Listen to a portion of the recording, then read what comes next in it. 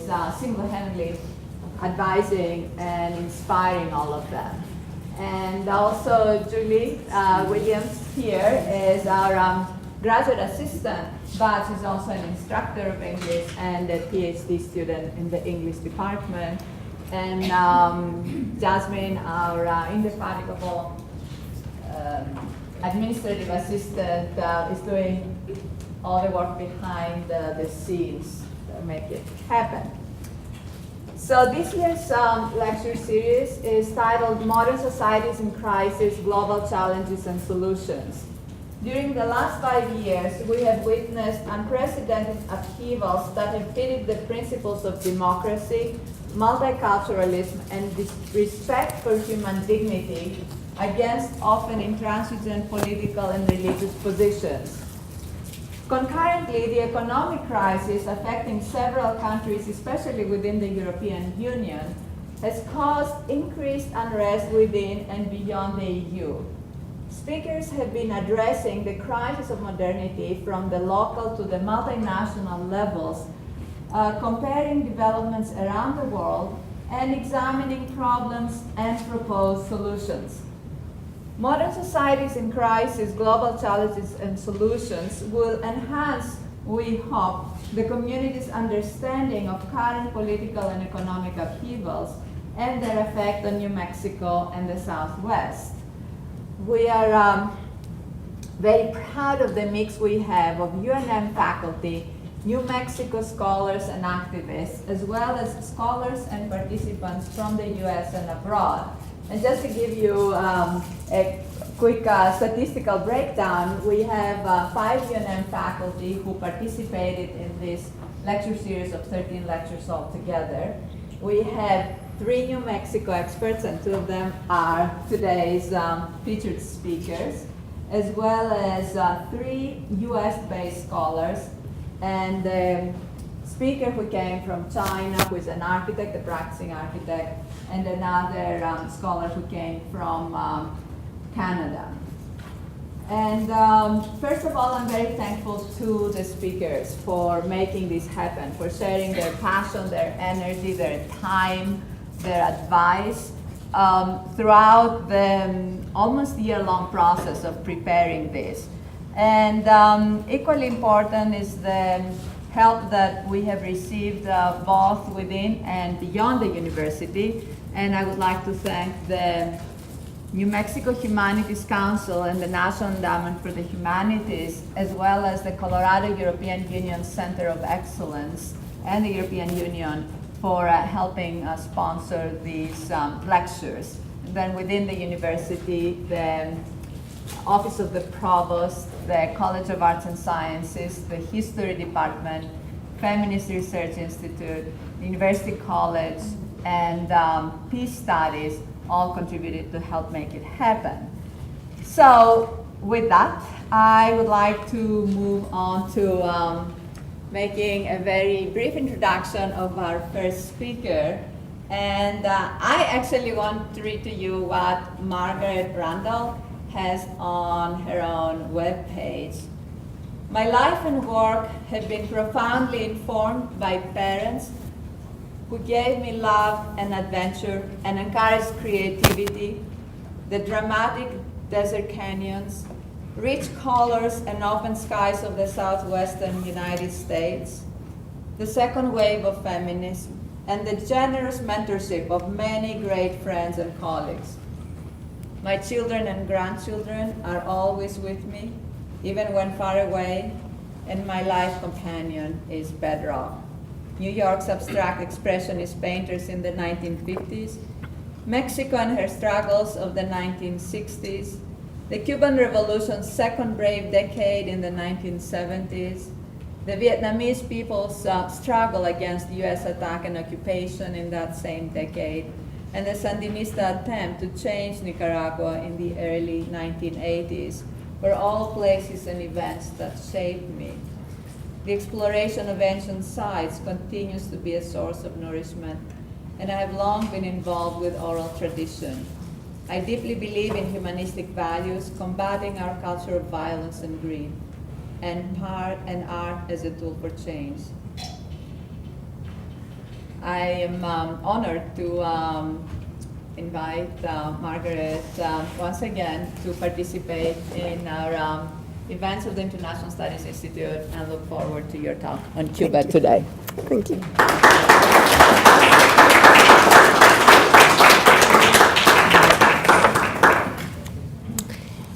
Thank you, Eleni. Can you hear me in the back? Leslie, can you hear me? You've got to be the guinea pig today. So I'm very glad to be here. I'm very glad to be part of this actually month-long event.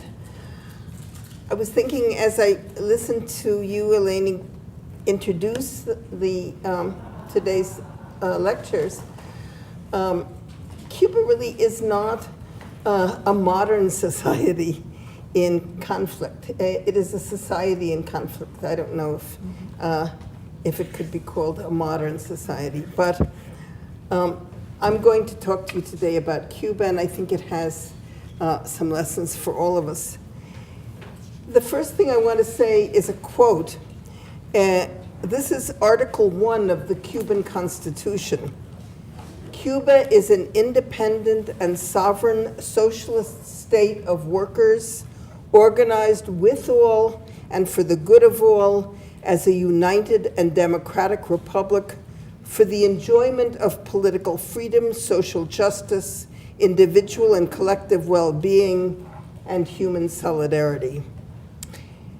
As I say, the foregoing is Article 1 of Cuba's Socialist Constitution, which was discussed for over a year by the people of that country and ratified in February of 1976 by 99.7% of all citizens 16 years and older. Back then, Cuba was still a frequent news item in the United States, though much of what was written about it in the corporate press was intentionally misleading, and a good deal of what our alternative publications had to say romantically superficial. Today, we hear even less about that close neighbor to our south. In these highly polarized times, labels alone are enough to close people's ears and minds, and the labels themselves have become meaningless.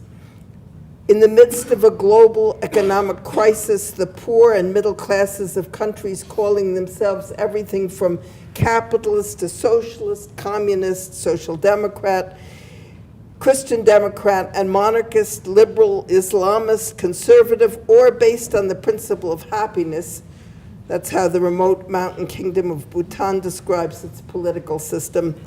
All of these continue to lose jobs and security, while small groups of the powerful rake in more and more of the profit stockpiled by their labor.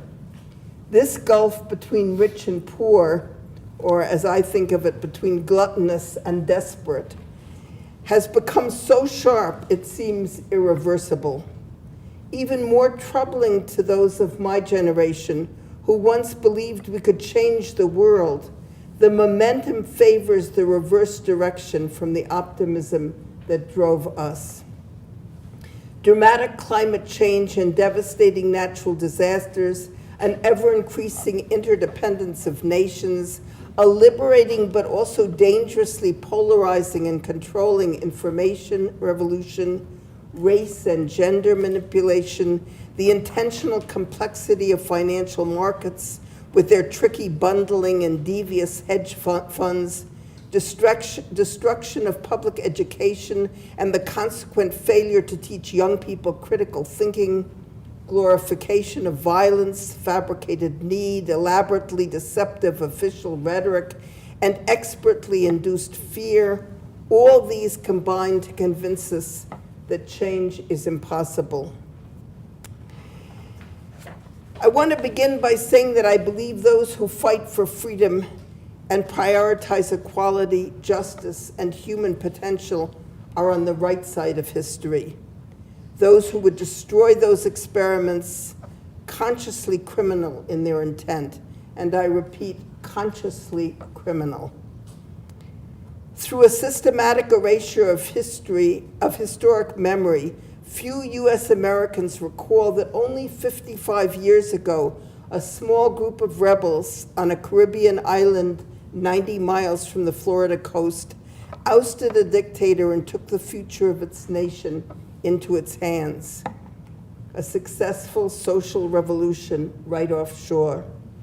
The United States was stunned when it suddenly lost control of one of its closest clients. The US power structure wasted no time in devising ways to undermine what it saw as an upstart, incongruous and unacceptable. Many on the US American left, on the other hand, were inspired and have subsequently romanticized the Cuban reality. Cuba has a great deal to teach us about power, resistance, and change. Because memory is short and generations succeed one another, generally only cognizant of the information the power structure wants them to have, I'll give a bit of history.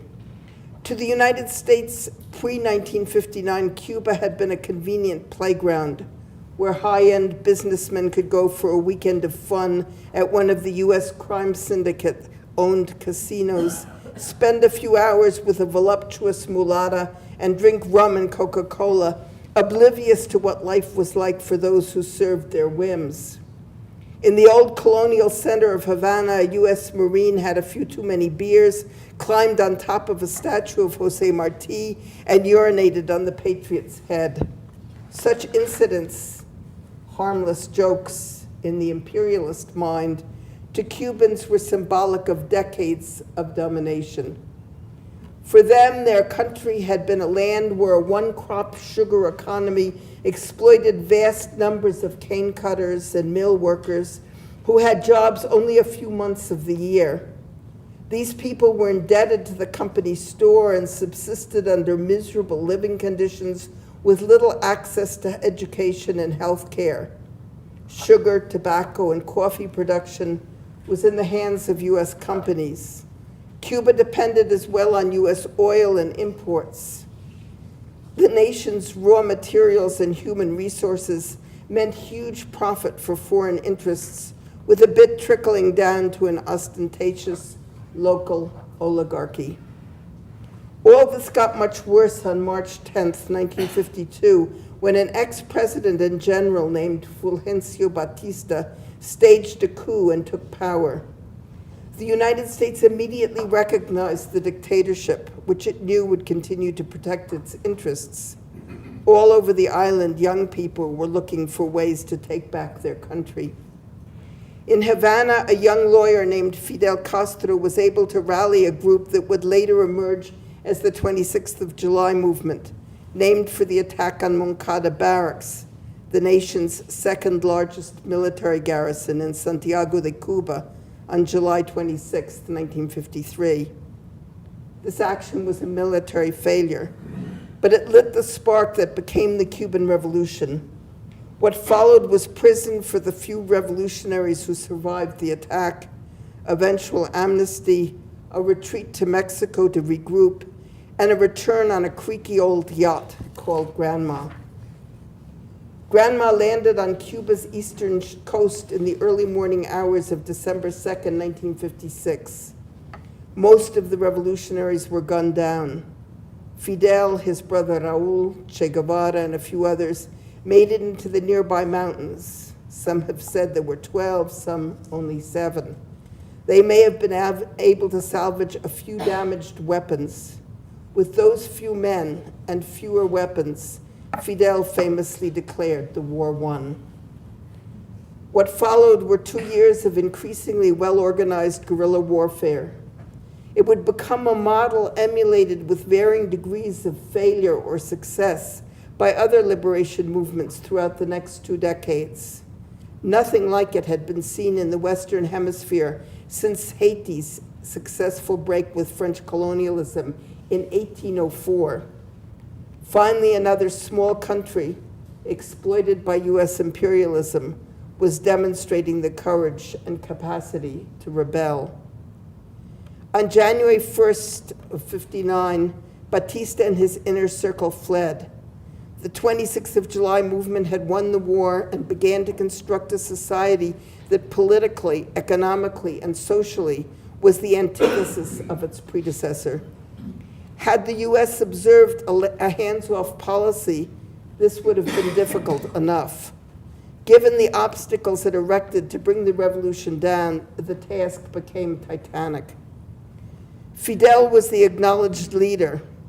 By February '59, he was the country's new prime minister. In April, the casinos were closed and Cuba's pristine beaches opened to the public, and that basically meant to people of color because they were prohibited from visiting those beaches before then. In May, the first agrarian reform law was enacted, and an urban reform law followed soon after. In October, a people's militia was established to protect a revolution already being sabotaged by the United States and by disaffected Cubans. Neighborhood committees called Committees for the Defense of the Revolution were also set up, creating a nationwide web of people's ears and eyes to guard against attack. In July of 1960, the United States suspended its quota of sugar, of Cuban sugar. The Soviet Union immediately agreed to buy that sugar at favorable prices. And so the tiny Caribbean island began to be a pawn in the dangerous Cold War between the two superpowers.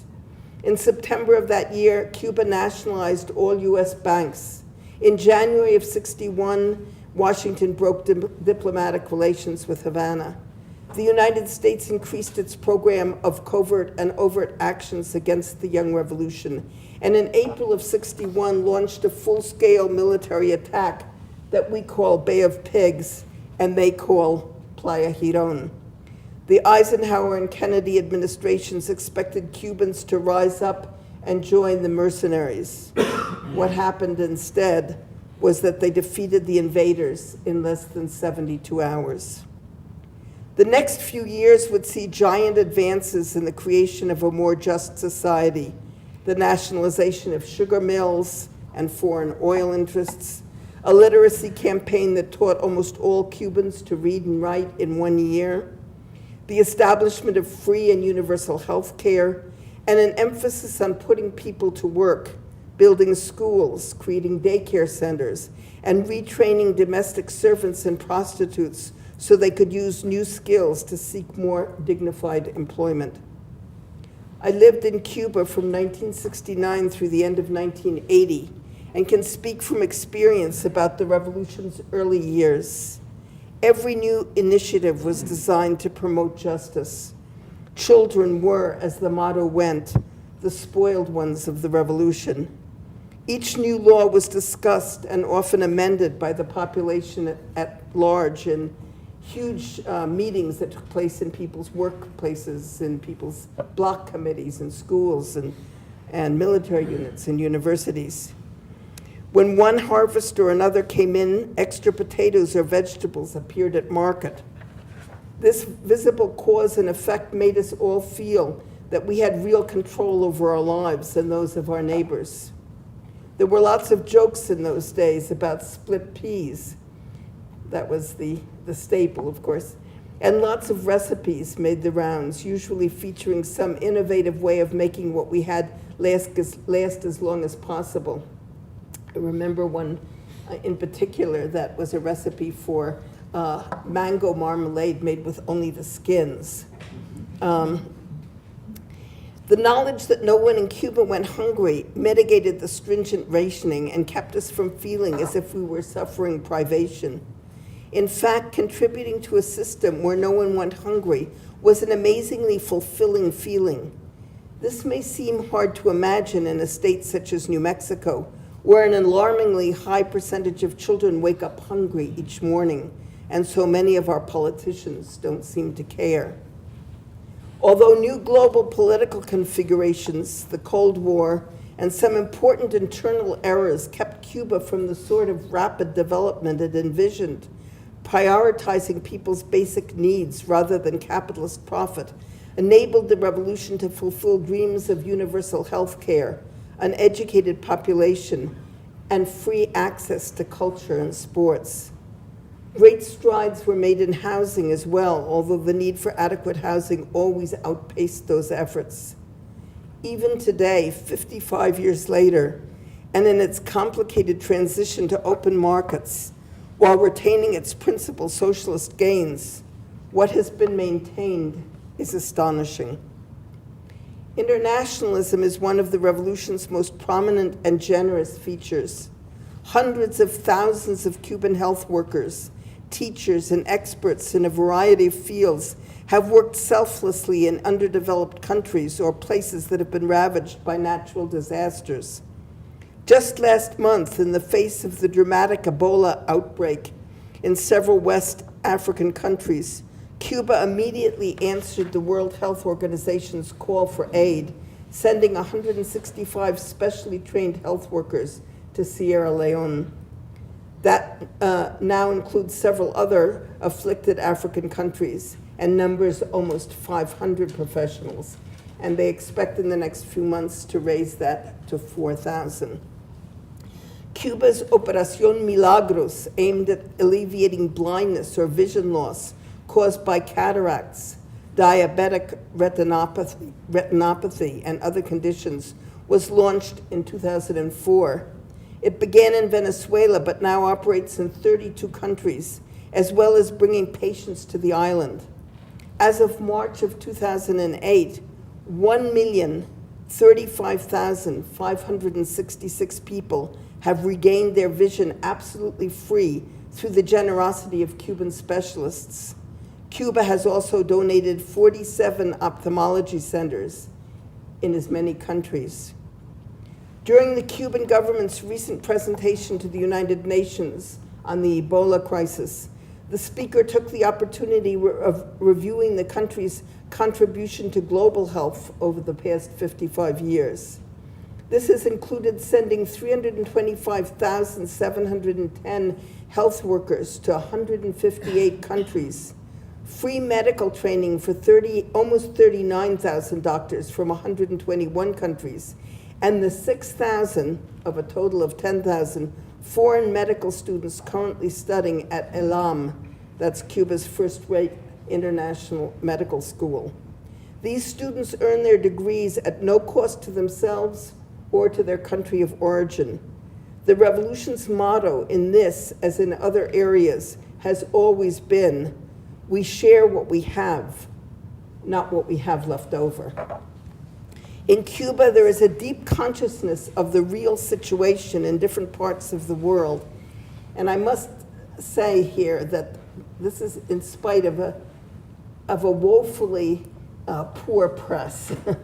Cuban press is really terrible. It's very propagandistic and shallow. But somehow, and I think it's mainly through education, even Cuban kids know what's happening around the world. I'm in awe of a society in which ordinary people are more in touch with what's going on in the world than in most other places. Even with a meager and propagandistic press, even without the internet connectivity enjoyed in most other countries, Cubans tend to be much more aware of world events than people here. For several decades, the United States was able to prevent Cuba's natural allies from establishing diplomatic or trade relations with the island. The few nations that defied US threats, such as Mexico and Canada, served as bridges but were unable to make up the lost revenue. Cuba's adhesion to the Soviet Union saved it from early ruin, but also tied it to policies that ultimately proved to be counterproductive. When the socialist bloc imploded in 1989, the revolution once more found itself alone. Although all these maneuvers, actions, and reactions have meant additional hardship for the Cuban people, the US's punishing multi-pronged campaign has not really worked.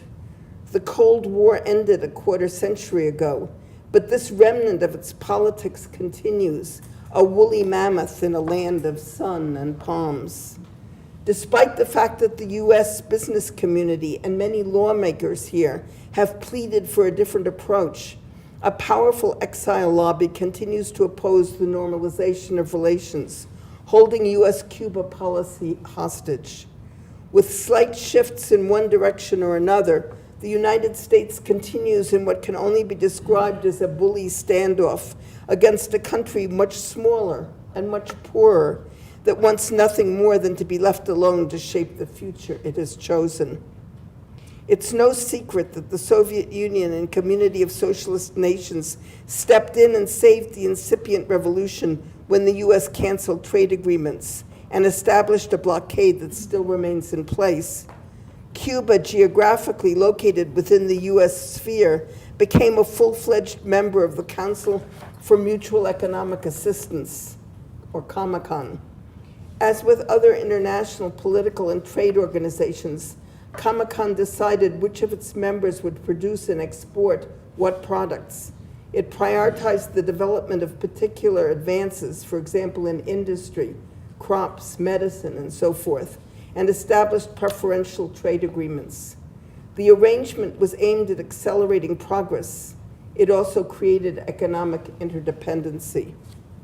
When the socialist bloc imploded then, Cuba lost the benefits of these agreements from one day to the next. 1991 ushered in a devastating time, what Cuba called a special period in time of peace, which reached crisis levels in 1993. The country didn't give up, but tightened its belt, implemented an austerity program more rigorous than most of us can imagine, and drew on all its creativity to dig itself out of the hole. Nutrition suffered, and several scarcity-related health conditions appeared. It's a credit to the Cuban people's extraordinary ingenuity and resiliency that they were able to survive. Gradually, the economy began to improve, and growth was palpable. This time, though, the revolution didn't stake its survival on another nation or bloc of nations, but on its own analysis and resources.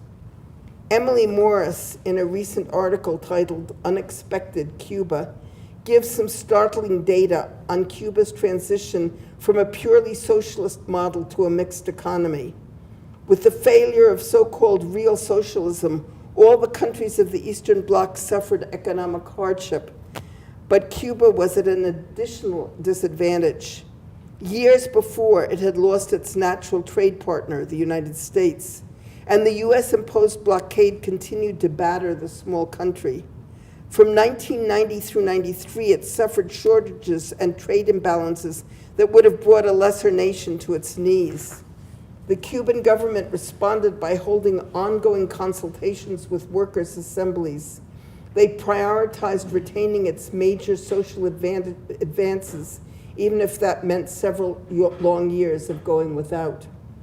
Following a low point between 93 and 95, Cuba's real gross domestic product per person began to rise. Its infant mortality rate continued to decline and its life expectancy to go up. Despite slight dips in 2002 and 2008, from 1990 through 2012, the composition of its foreign exchange flows has risen dramatically. The same can be said for the number of nations to which it exports its products. Venezuela was, of course, one of Cuba's new trade partners, but the surge ended by the time Raúl Castro took office in 2008. 3 destructive hurricanes and plummeting nickel prices eliminated a trade surplus and drained foreign exchange reserves, leaving Cuba unable to meet its debt obligations. The country's dual currency effectively deepened the class differences that had already begun to appear. Inside and outside Cuba, the revolution's distribution of power has been questioned. A small group of mostly male leaders has remained almost unchallenged, and there has been the sense that younger leadership might have been encouraged more. In my opinion, this has been a major impediment to a reassessment of power and the possibility of effective change. Some, however, argue that in the context of what the country has had to face, only people the population trusts completely, such as Fidel Raúl Almeida and a few others, could have held the nation together. In the face of these complex problems, the Cuban Revolution has been able to maintain its great achievements: universal health care, free education, and job security. Even when large numbers of workers were laid off, began in early 2011. They were helped either to retire or go into business for themselves, and social welfare remains in place that assures no one lacks minimal protection. In the context of ongoing global recession, Cuba is still grappling with these issues, but its solutions have been much more humanitarian than ours. The country's recent economic data has been sluggish. Like all countries, Cuba has been affected by the global crisis as well as by its internal problems. After its GDP grew by 3% in 2012, it fell to 2.7% in 2013. Profits from agriculture, fishing, and sugar rose, while mining, manufacturing, construction, transport and communications, commerce, hotels and restaurants, and health and human welfare all contracted. This contraction has certainly affected people's lives.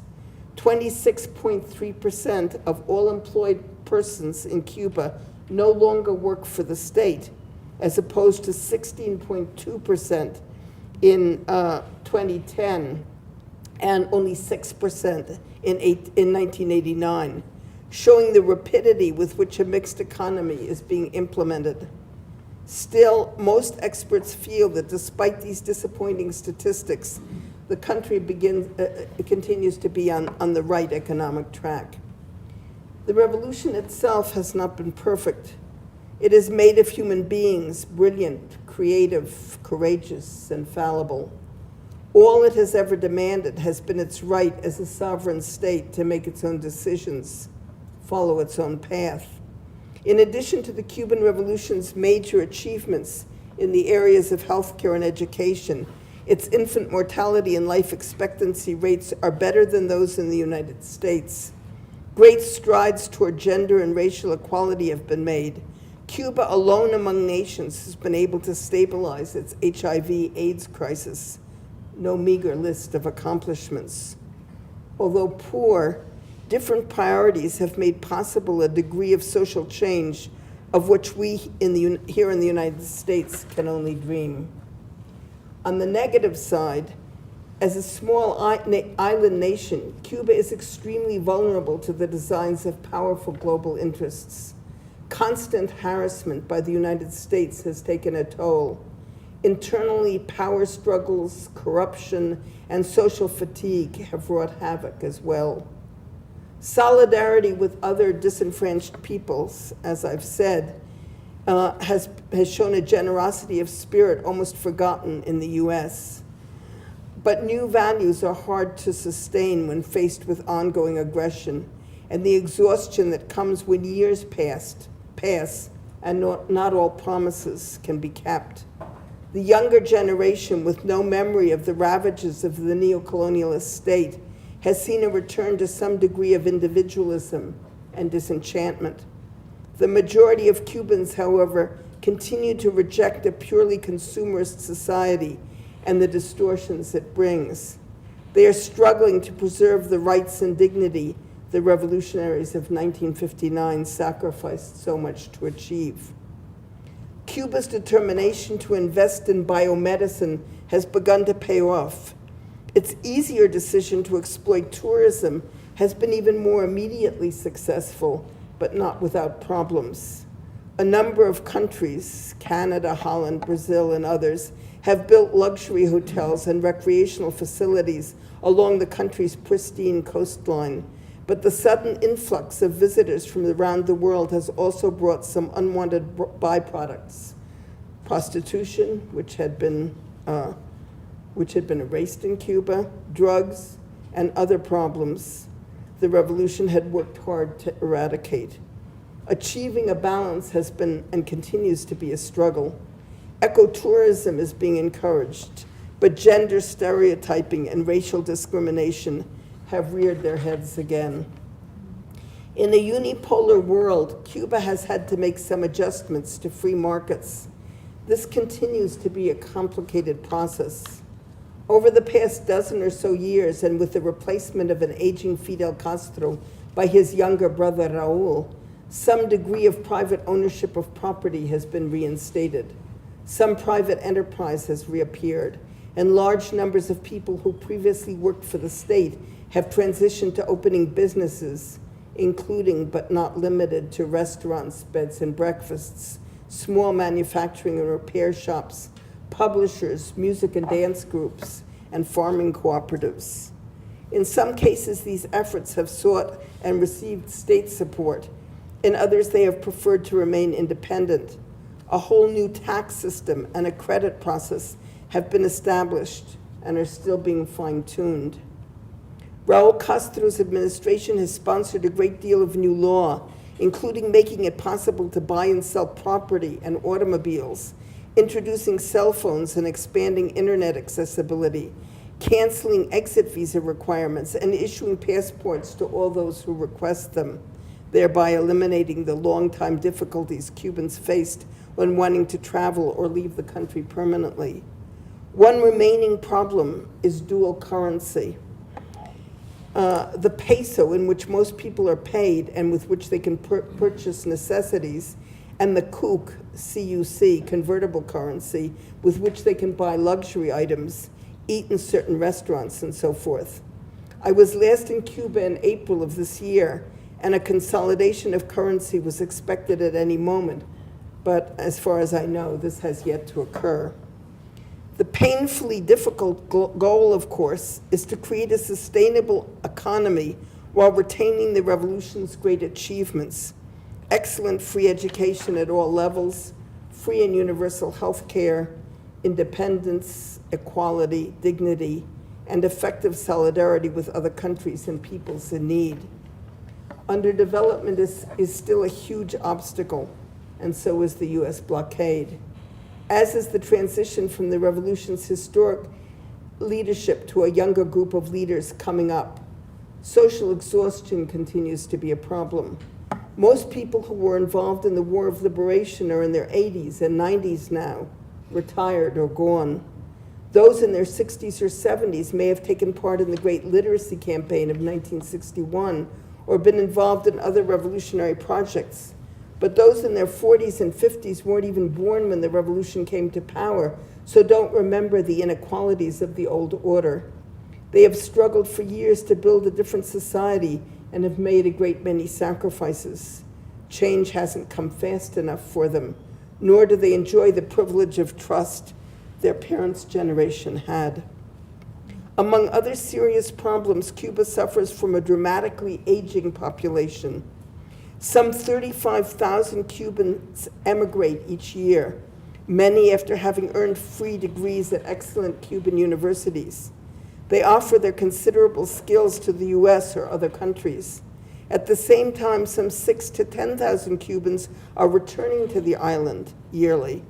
But these are mostly retired people whose pensions allow them to live well in an economy where everything costs so much less. What this means is that a spent population is gradually replacing a productive one. Cuba is having to think about investing in geriatric services, assisted living facilities, adult diapers, and such.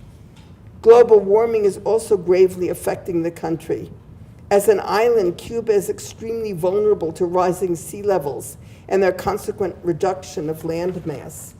The country has identified 73 coastal communities that must be moved inland by 2050. This too will take resources. More people smoke per capita in Cuba than in many other countries, and alcoholism is also a severe problem. Excuse me.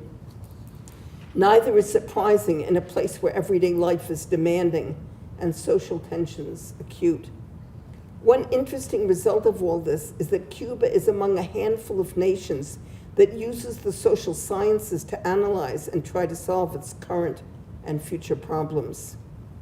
The Cuban Revolution's survival and the level of social welfare it has been able to provide are nothing short of extraordinary. Its continued existence seems miraculous. Mistakes? Yes, plenty of them. Wrong turns? Some of those as well. So how has the Cuban Revolution weathered half a century of superhuman innovation, persistent US destabilization efforts, generational distancing, and pressures from worldwide geopolitical change? The answer is heroically, but unevenly. As I say, I was in Cuba in April of this year. I spoke with people from of all ages, from all sectors and attitudes, for or against the revolution. In contrast with other visits, I came away more optimistic than before. There is exhaustion, yes, and a noticeable degree of disillusionment with a system that has only worked partially, or in some people's opinions, not at all. I observed that a great many young people are leaving. Some of them may not be aware of the problems that exist where they hope to make their futures. I would say that some percentage of the population is bitter.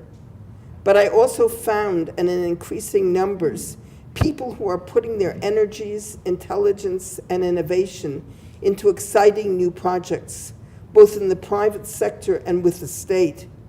Havana looked immensely better than when I was there 3 years earlier. There was a great deal of building renovation and even new building, again, some financed by the private sector and some by the state. Remodeling schools was a priority. Some major projects were underway, among them Brazil's enormous investment in building a large modern shipping port at Mariel and undertaking the modernization of several aging sugar refineries. The great challenge then is to engage in long overdue fixing and re-energizing while not relinquishing the revolution's gains, or at least those that are most important. This is going to be difficult and require extraordinary creativity for a very long time. But from the viewpoint of someone like myself, who lives in one of the world's wealthiest countries, but one that has so often put people's needs last, I would welcome this sort of challenge, or even just the assumption that health and education are human rights and must be defended against a mindset in which greed and profit shape the status quo. I also want to end by saying that for me, the fact that the Cuban Revolution still exists, more than half a century past its inception, and against such extraordinary, often virulent odds, is an accomplishment that fills me with optimism, a feeling that is in sadly short supply these days. Thank you.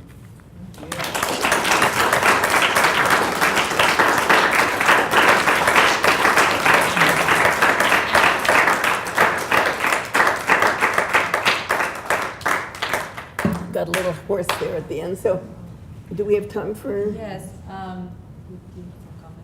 So I asked Julie to comment first and then open the discussion to everyone.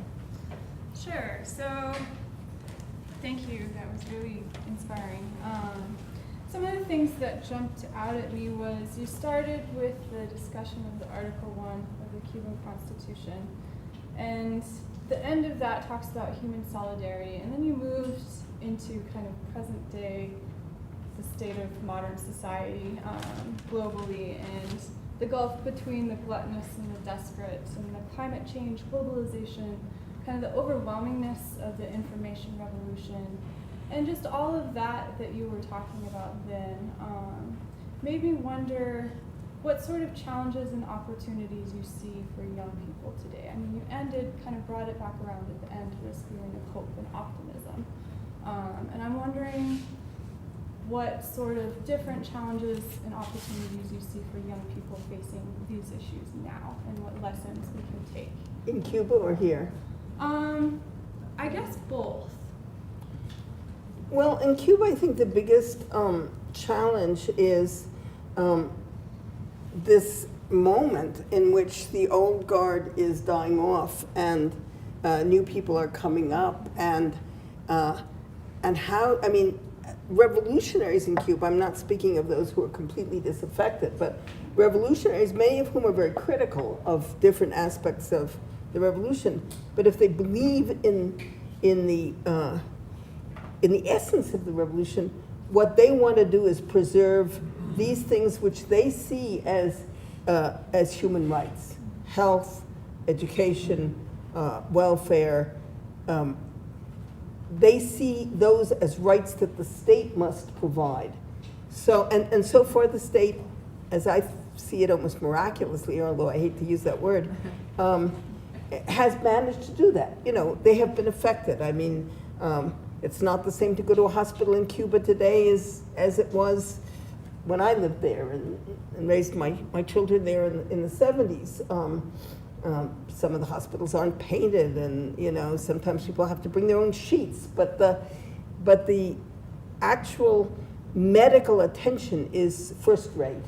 So they've been able to preserve this, and I think that's the challenge for young people and for all people in Cuba today, is how do we preserve this and get through, you know, 1 year after another of this blockade. And I mean, even this immense shipping port, which Brazil is building at Mariel, if the U.S. continues its embargo, that's going to affect that, because this is projected as one of the most important Caribbean shipping port. It's incredibly modern and so forth. But if the blockade continues, what this means is that no ship that docks in the United States can dock in Cuba for 1 year, for 180 days, I think it is now. Other way around. If they dock in Cuba, then they can't come to the U.S. No. Huh? If they, yeah, of course, you're right. Sorry, Claire. Thank you. Yes. So, you know, this is going to affect the viability of this port. So I would say that for young people in Cuba, I mean, young people in Cuba are not challenged by how do they get an education. They have a free education up through graduate school. They're not challenged by, you know, having to pay exorbitant rent, because their rent is 10% of their salary, no matter where they live. All of those things which I didn't have time to go into, but which, you know, are still successfully present in Cuba. But the challenge for them is the future. And I think here in the United States, the challenge for young people is the future. I think the difference is that in our system, where on paper there's so much more democracy and there's so much more you know, possibility, freedom of speech, all these different things that we value,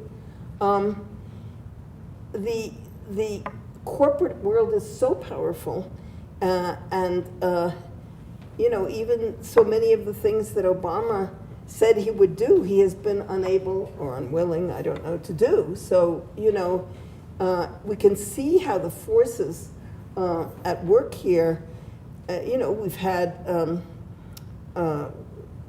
young people rising up in recent years with, what was it called?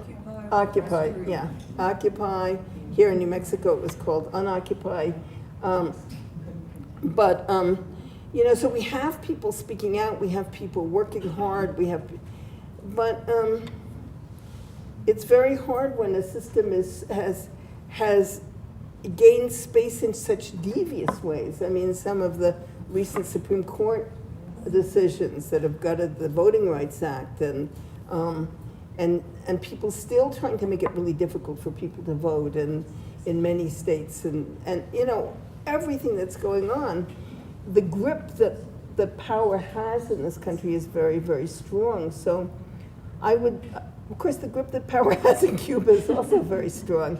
But I think maybe the big difference is the priorities. I'm critical of many things in Cuba, but I think the priorities are absolutely right. So I don't know, did you want? that answered it, so thank you. Well, because of my work, I look at everything through a very political lens, and my view is that we will never lift the embargo as long as the expats control Florida politics, because it has so many electoral votes. And that's whether we have a liberal president, which in my view we don't have now, or we have a conservative president. I think that the embargo is hostage to electoral politics in the United States until the expats leave power and the younger people come up that don't care so much about the revolution. The young people, I mean, in Florida now, whose parents fled the revolution. Well, you know, I do say that in this, but statistically that hasn't been true for quite a while, for 5 or 6 years. the percentage of the expat community, the Cuban expat community in Florida, that wants to do away with the embargo is, I can't remember the percentage now, but it's in the 60s. So, yeah, it's higher than the number, because many of them have, the old guard has died off.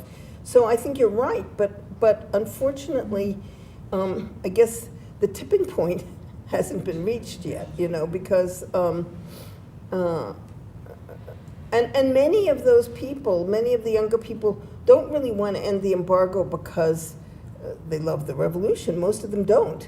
Right. But, they feel that it would be easier to influence, to bring democracy, they have whatever their reasons. And the business community here is so eager to get its foot in the door in Cuba. The vast majority of the business community, because other countries are investing in Cuba and we can't, or they can't. So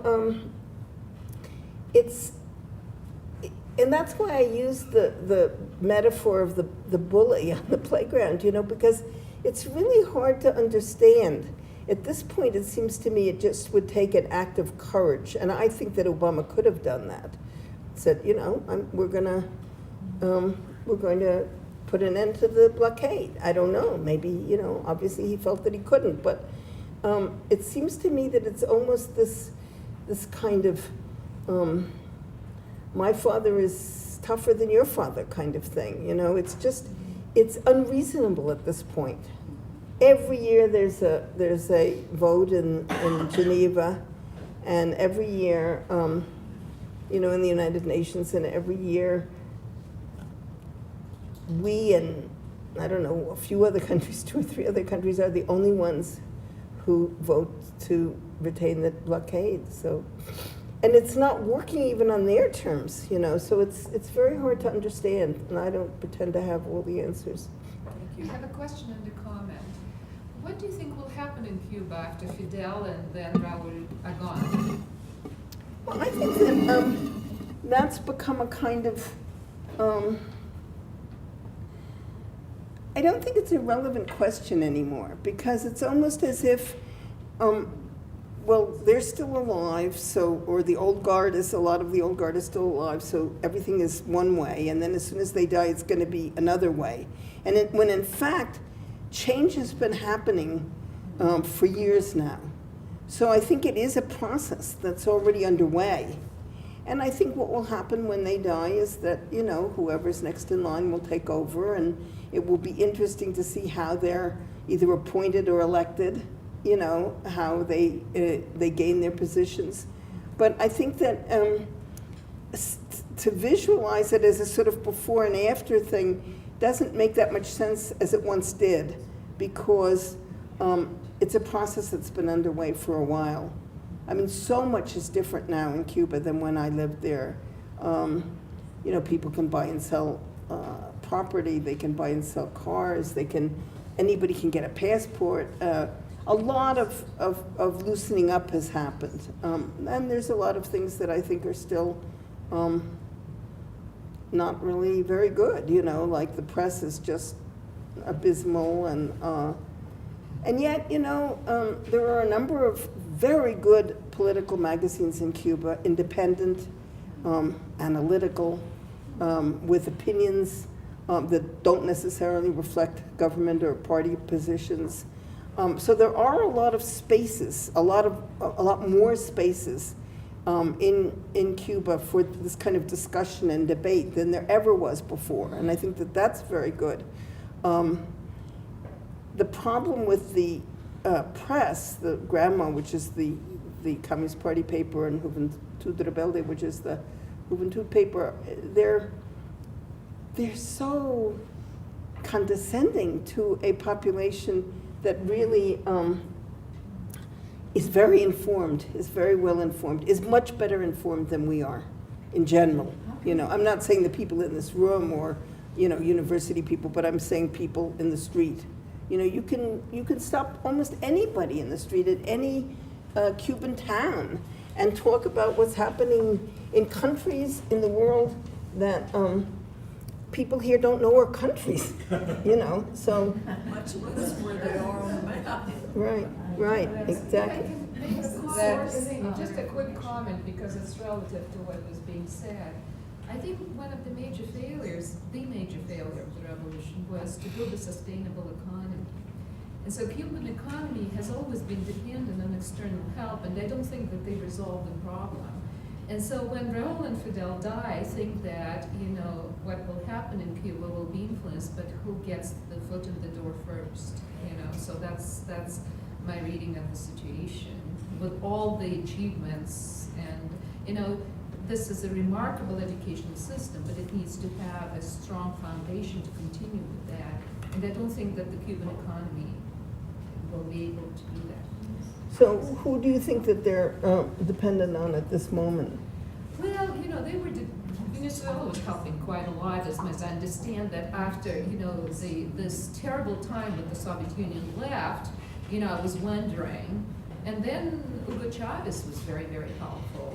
And so my understanding is that China moved in, now Russia's moving back too with assistance and whatnot. Brazil, I understand, is building that not entirely on Cuban money. And so that's, you know, there's this external help component has always been very, very important.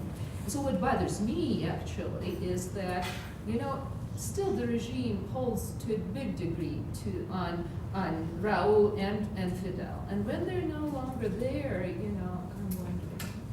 Well, I think you have to make a distinction, though, between, I mean, I totally agree with you that if a country depends on one other country or several other countries or any other countries for help, for economic help, that's very dangerous. I mean, Cuba has lived through that more than probably any other country in recent times. But I think you have to make a distinction between help and trade. I mean, the United States trades with all these countries, and Cuba needs to trade with countries in the world. You know, it needs to trade with China, it needs to trade with Russia and Venezuela, and, you know, and especially the Latin American countries.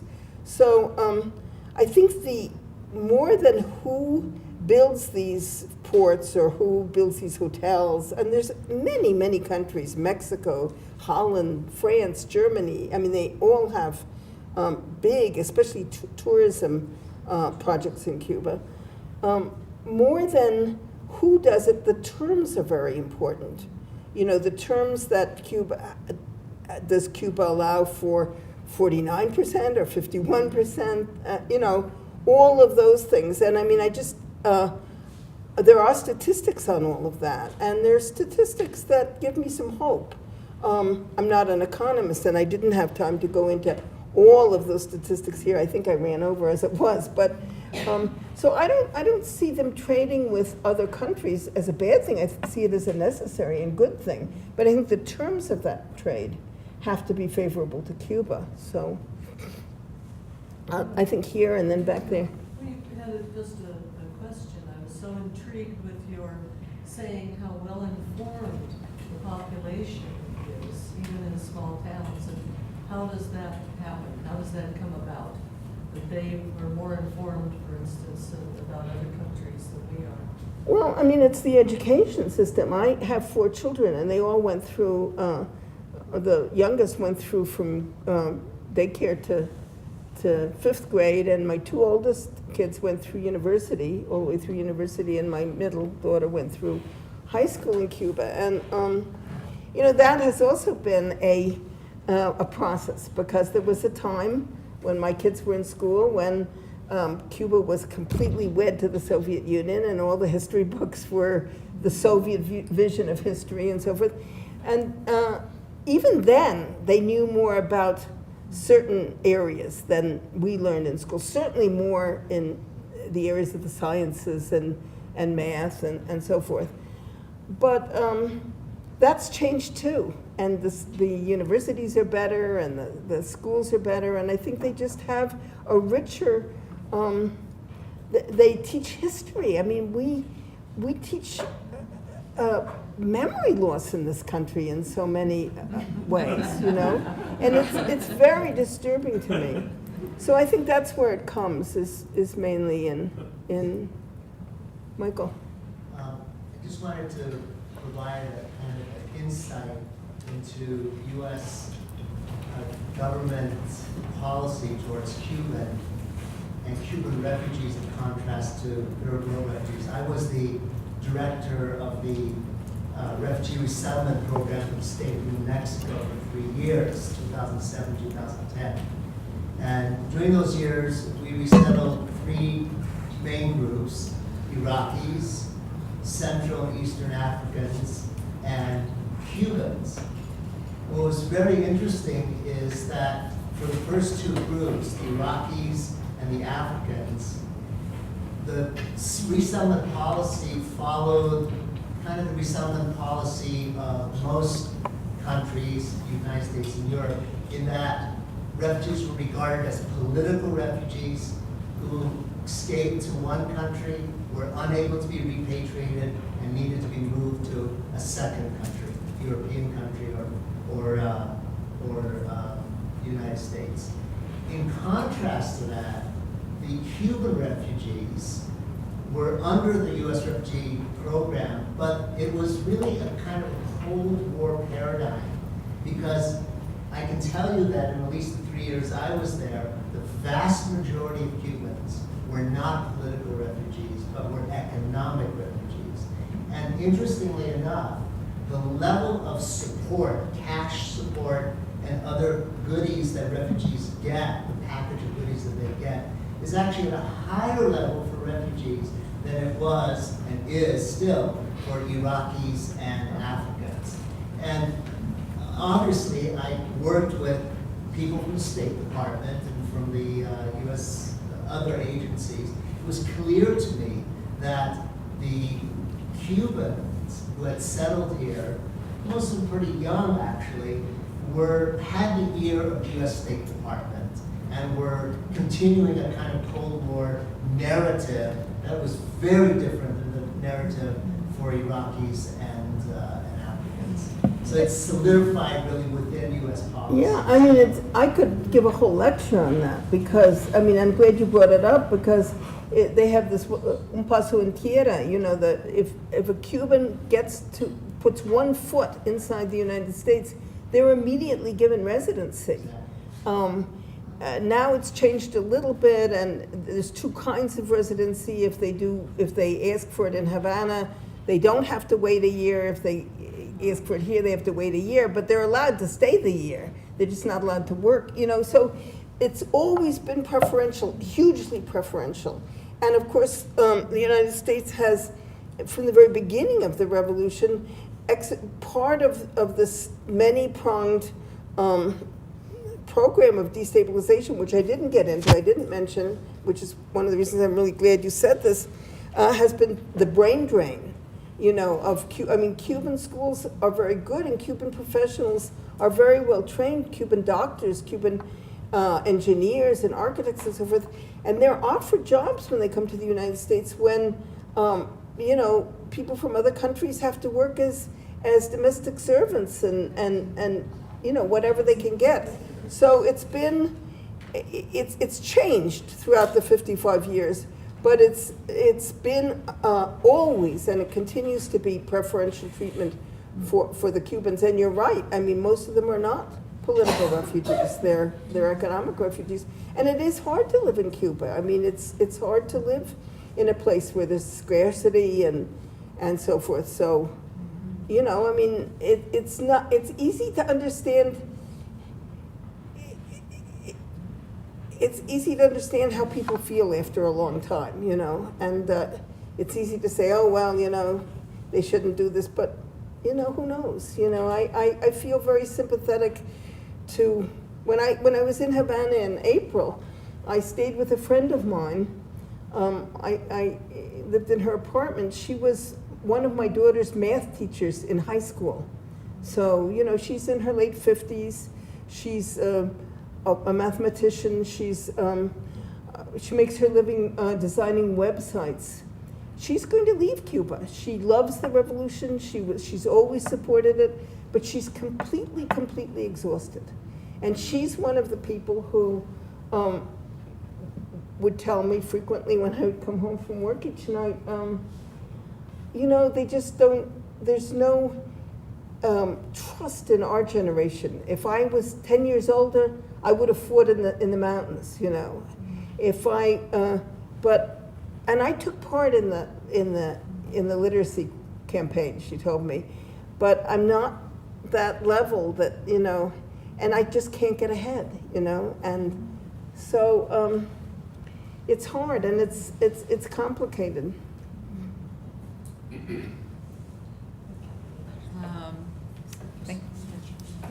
Just to move I have a on. question Oh, I'm sorry. about women.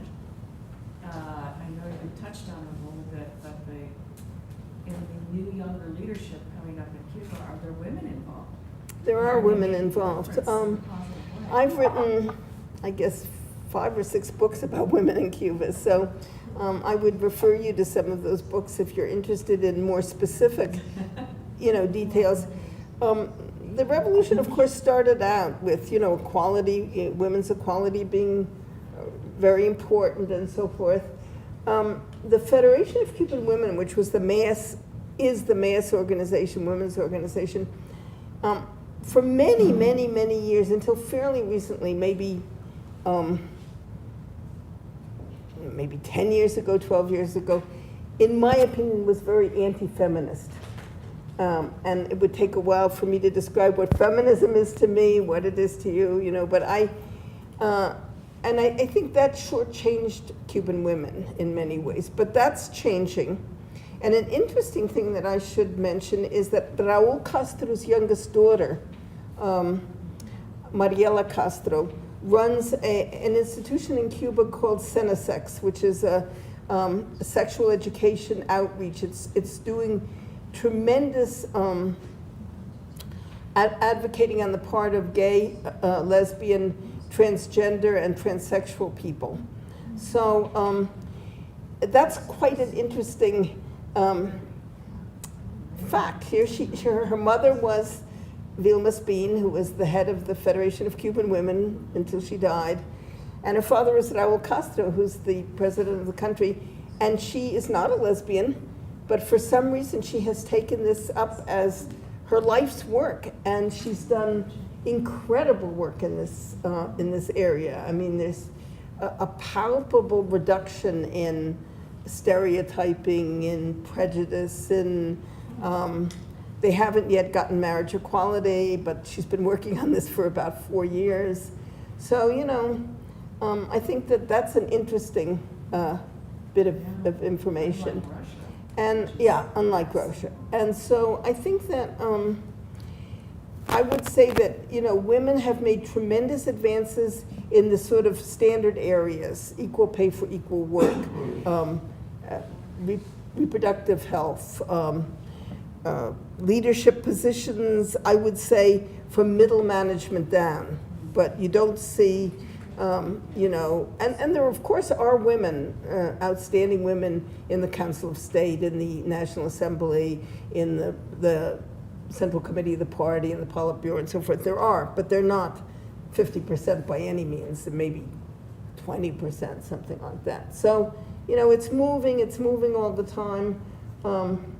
But it hasn't moved far enough for me. So, or for Cuban women, as I should say. So.